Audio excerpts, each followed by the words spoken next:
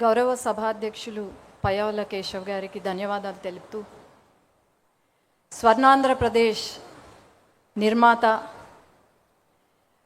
అభివృద్ధికి care of address, అలాగే దేశ రాజకీయాల్లోనే కింగ్ మేకర్గా మన పార్టీ అధినేత గౌరవనీయులు ముఖ్యమంత్రి గారు నారా చంద్రబాబు నాయుడు గారికి, అట్లాగే యువ నాయకులు మన party working president Nara Lokesh అన్న గారికి, వేదికపై ఉన్న పెద్దలకి, అట్లాగే దేశ విదేశాల నుండి ఈ మహాసభను వీక్షిస్తున్న ప్రతి ఒక్క పసుపు సైన్యానికి నమస్కారాలు తెలియజేసుకుంటూ, మహానాడు ఒక సామాన్య సభ కాదు, పసుపు సైన్యం యొక్క గర్జన ఇది.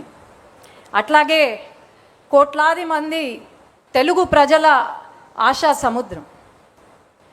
ఈ మహానాడు కేవలం మన పాస్ట్ని గుర్తు చేసుకోవడం ఒకటే కాకుండా భవిష్యత్తుని కూడా నిర్ణయించే ఒక మహాసంకల్ప సభ. ప్రతి ఒక్క పసుపు కార్యకర్తకు ఈరోజు ఒక కనుల పండుగ మాదిరి. అలాంటి ఈ మహాసభ, ఈ పవిత్రమైన వేదిక పైన ఒక జాతీయ ప్రధాన కార్యదర్శిగా నివేదికను సమర్పించే అవకాశం నాకు ఇచ్చిన ముఖ్యమంత్రి గారికి ధన్యవాదాలు తెలియజేసుకుంటూ, మన పార్టీ అధినేత సామర్థ్యంలో సాగిన అకుంఠిత దీక్ష, అట్లాగే బీజేపీ జనసేనతో మనము ఏర్పరచుకున్న పొత్తు, కూటమి ప్రభుత్వం, ప్రజాస్వామ్యంని మనం పరిపాలనగా చూపిస్తున్నాం. అట్లాగే ఏదైతే ప్రతి వర్గంలో, మన రాష్ట్రంలో ఉన్న ప్రతి వర్గానికి సంక్షేమం అందిస్తూ సువర్ణ పాలనను అందిస్తున్నాం. 5 సంవత్సరాలు గొడ్డలి పరిపాలన ఎలా ఉందో మనం అందరం చూసాం. అభివృద్ధి, సంక్షేమం మన నినాదం అయితే, వారి నినాదం హత్యలు, అవినీతి, దోపిడీలు. అట్లాగే మన రాష్ట్రంలో ఉన్న ప్రతి వర్గంలో ఉన్న ప్రజలు బాధపడ్డారు. అట్లాగే ప్రతి ప్రాంతంలో ఉన్న ప్రజలు నిర్లక్ష్యం చేశారు. ఈరోజు మనం అభివృద్ధి, సంక్షేమం వైపు పరుగులు తీస్తున్నాం. ఆనాడు వారి పరిపాలనను మనము ప్రశ్నిస్తే, కార్యకర్త నుండి మన నాయకుడు వరకు, మన అధినేత వరకు తప్పుడు కేసులు పెట్టి, మన పైన హింసించి, మన పైన తప్పుడు కేసులు, అట్రాసిటీ కేసులు పెట్టారు. మన కార్యాలయ పైన దాడి చేశారు. అట్లాగే మహిళలు అని కూడా చూడకుండా మన పైన దాడి చేయడం, అట్లాగే అసభ్యకరంగా మాట్లాడడం, మన వ్యక్తిత్వాన్ని కించపరచడం చేశారు. మనమే అనుకుంటే మన పిల్లల్ని కూడా ఆఖరికి హింసించారు. కానీ బహుశా ఇప్పుడు వాళ్ళకు అర్థమైనట్టుంది, ప్రతి ఇంట్లో పిల్లలు పుడతారేమో కానీ మన తెలుగుదేశం పార్టీ కార్యకర్త ఇంట్లో యోధులు పుడతారని బహుశా అర్థమైనట్టుంది వాళ్ళకు. అట్లాగే ఆనాడు ఎంత కష్టం వచ్చినా సరే ఒక్క అడుగు వెనకడుగు వేయకుండా మన అధినేత కార్యకర్తలకు అండగా ఉంటూ, నేనున్నాను అనే ధైర్యాన్ని ఇస్తూ మన పార్టీని ముందుకు తీసుకెళ్లారు. ఈరోజు మనము ఒకటే మన మనసులో ఉండాలి, మనం పని చేసేది మన పార్టీ కోసం, మన అధినేత కోసం, అట్లాగే మన పార్టీ యొక్క నినాదం కోసం తప్ప వ్యక్తిగతంగా కాదు అని నేను తెలియజేసుకుంటున్నాను.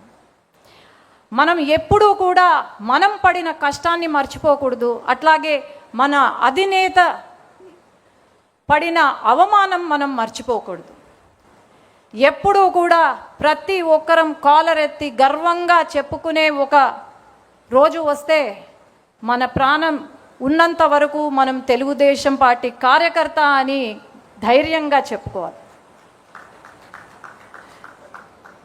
ఈరోజు మరి కొంతమంది మనల్ని బెదిరిస్తున్నారు. ఆ బెదిరింపులకు బెదిరేది తెలుగుదేశం పార్టీ కార్యకర్త కాదు. గుండెల్లో భయం లేదు, కేవలం పసుపు రక్తం ఉందని మనం ధైర్యంగా చెప్పుకోగలుగుతున్నాం.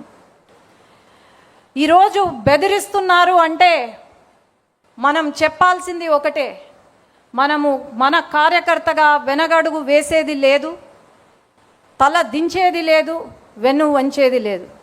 మనం ఒకవేళ వెను వంచినా లేకపోతే తల దించినా అది కేవలం నా జెండా కట్టడానికే తప్ప ఇంకేమీ కాదు. ఈ వేదిక నుండి తెలంగాణ కొన్ని దురదృష్టవశాత్తు మనం ఓటమి చెందాం.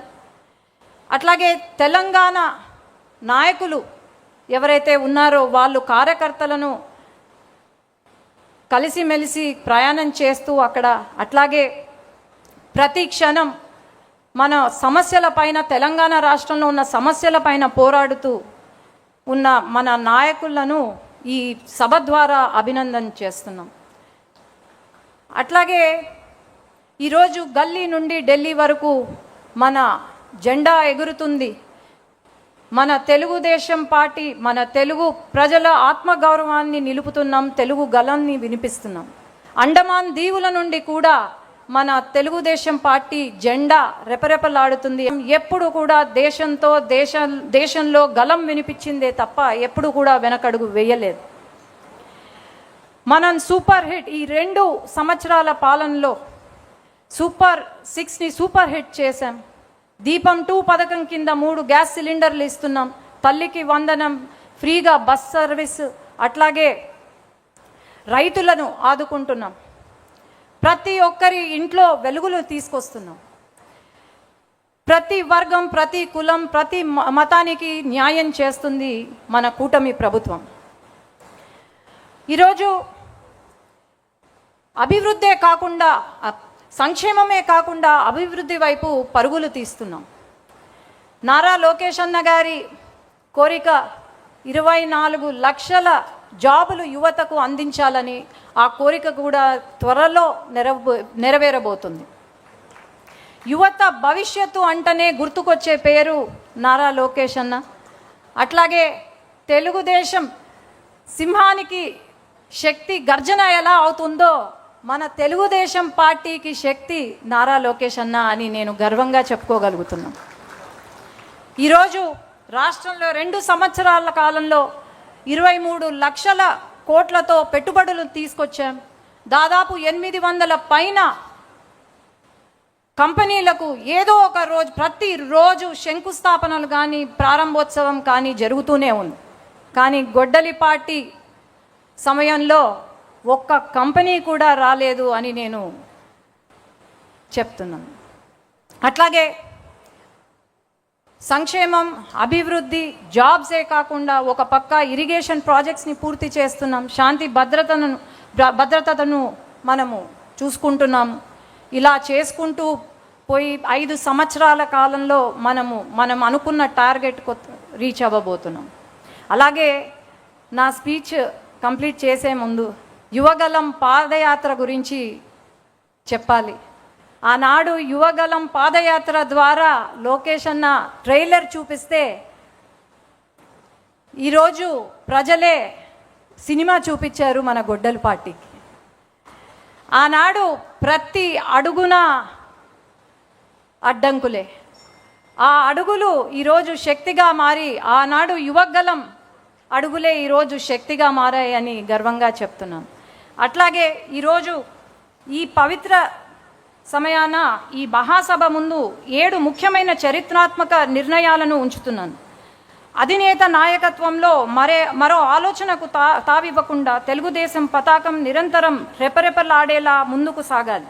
ప్రజా శ్రేయస్సే లక్ష్యంగా నడుం బిగించి ప్రభుత్వానికి అండగా నిలవాలి.